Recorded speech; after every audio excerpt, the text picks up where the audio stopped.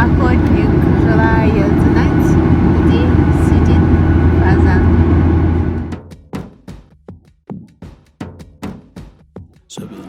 Привет, ребята, друзья, подписчики. У меня новая страна. Это пока уставшая. Вы понимаете, это очень интересная страна, наверное, какая-то. Это Иран. В общем, вылетела я из Киева, прилетела в Тегеран. Здесь сижу, жду свой самолет. Какой-то город на букву Л. В общем, какой-то город. Туда я еду на свадьбу, на иранскую свадьбу.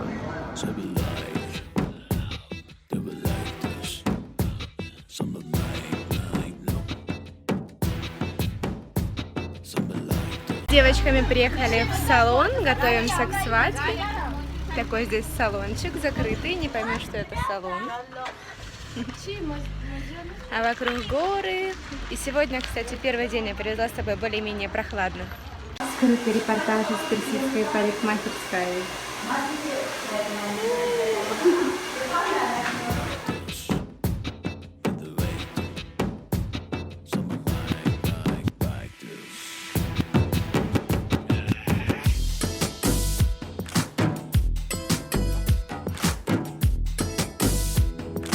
Могу не заснять это чудо, плоечная машина, которая нагревается сюда, туда берется и вставляется, скажем, так. Она вставляется туда, нагревается и меняется. В общем, всех свои приколы.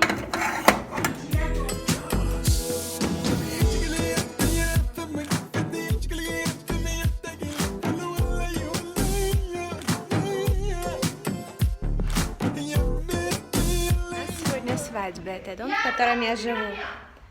Они украшают все огнями.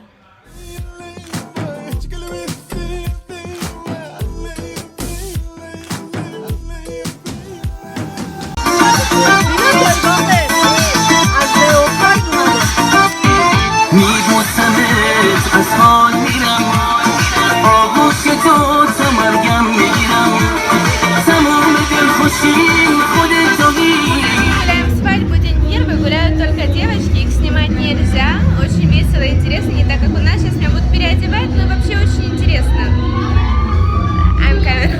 Одели меня в толстуху. Ну и так. Take, I just want to. No, I'm making video. Just.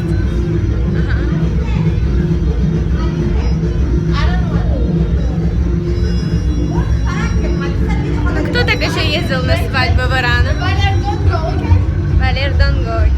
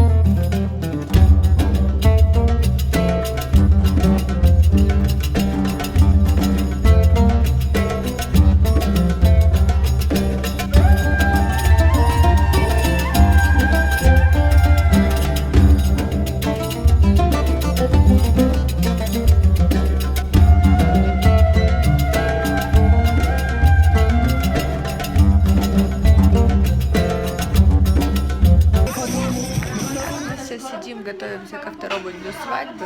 Что я хочу сказать?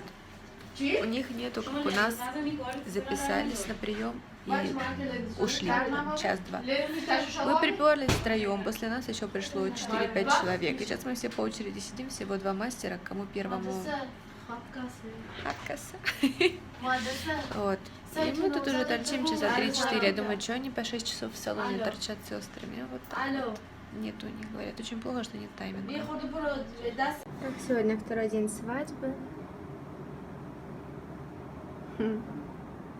Я готова.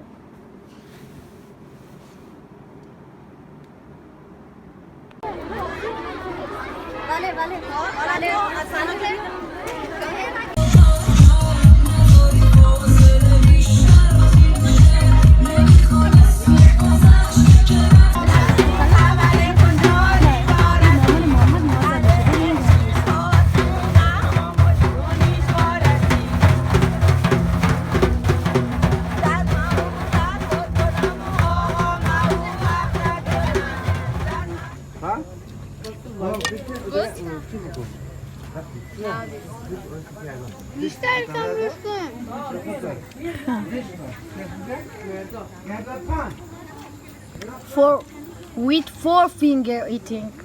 You making video? Yeah. But make it with with 4 finger. Not with 5, with 4. Valeria, eating with 4-finger. Eyvah. All right. Yeah.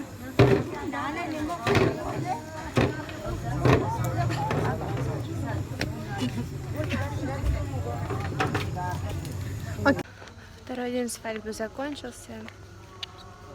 Сейчас часов в 5 утра, звучит первая молитва, и мы идем куда-то, точнее куда-то, на виллу к жениху, точнее же к мужу. Как они говорят, кормить его завтраком. Но завтрака, мне кажется, хватило бы на все село, столько всего.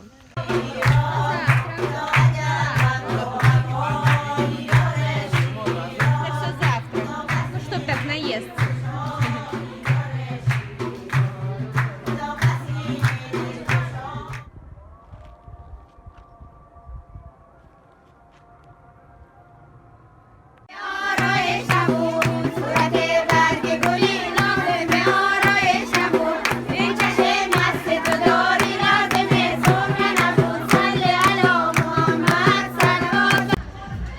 Сегодня у нас третий день свадьбы. Невеста уходит навсегда жить к жениху из родительского дома. Сейчас мы все едем провожать ее в другой дом, в дом ее мужа. На иранской свадьбе я впервые, я была на арабских свадьбах. Скажу, они отличаются. Прочувствовала новый колорит, новые традиции. Женщины отдельно, мужчины отдельно. Вместе, когда мужчина заходит, отец, дядя, брат, все сразу начинают суматошно бегать, набрасывают платки на себя, закрываются. Ну, так интересно, конечно, я тоже в эту атмосферу окунулась. С утра до вечера они там тусят в доме, потом вечером встречаются все накрашенные, намакияженные. Под 8 утра все расходятся, потом опять в 11 сходятся. И так все у них легко и просто, по-дружески, они никуда не спешат, все друг друга целуют, все друг другу кланяются, уважают старших. И такие крепкие семьи. Я чувствую, вот, что для них есть семья. Конечно, для нас тоже это многое значит, но у них это по-другому воспринимается. Вот я чувствую, что этот браки, которые здесь заключаются, они очень сильные. И в большинстве случаев они до конца. Разводы очень редкие.